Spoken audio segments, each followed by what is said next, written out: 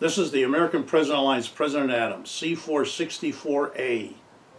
This was the first ship that I was on as a cadet at the Merchant Marine Academy. Notice all the sticks going up in the air. Those are called booms. All the cargo was loaded by pallets. So each port that we went to in that 4-month round-the-world trip, we were in port 3, 4, 5 days because we had to manually lift that cargo out of the ship, put it on the dock, manually lift it back in the ship, put the hatches down, load things on top of the hatches, right?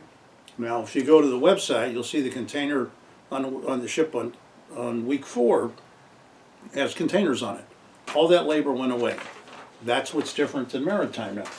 That's what changed the global economy because the cost of ocean transportation dropped dramatically because of ocean containerization some 40 years ago.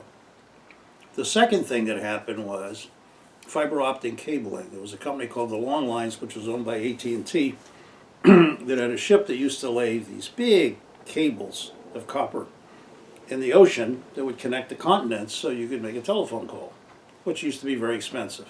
Today, it's free. Because these fiber optic cables and a big thing like this can handle many, many, many times more communication. So the drop in communications costs allowed the transactional part of transportation to be much more efficient. We didn't have to fax, send paper in pouches, right? Blockchain now comes along and says we're going to take that even another level where you can make these transactions electronically very quickly.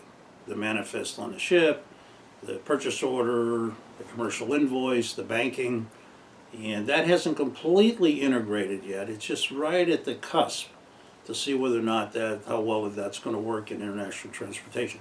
So that's the trend.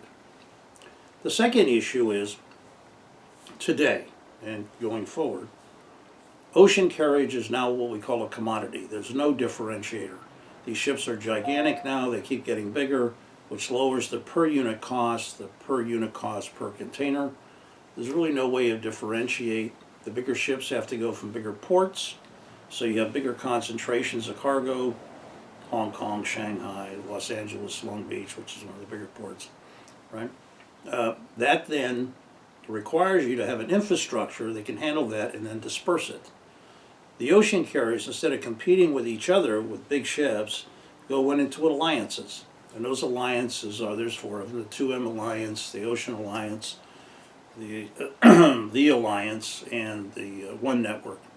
And these carriers block together where they share, even though the bill of lading with a transaction is still that company, they share capacity on the ship. So you can have multiple carriers like IBUS Rent-A-Car and Hertz Rent-A-Car and National Rent-A-Car all in the same ship, right? And then when it gets to the port, you don't know where that ship's necessarily going to dock, what terminal it's going to go to.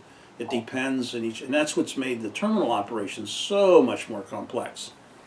It used to be that, as in my previous video, if you'll watch, it used to be that we had one ship, one container, one type of container, one terminal. Everything was homogeneous. That's not the case anymore, which makes the transaction more complicated.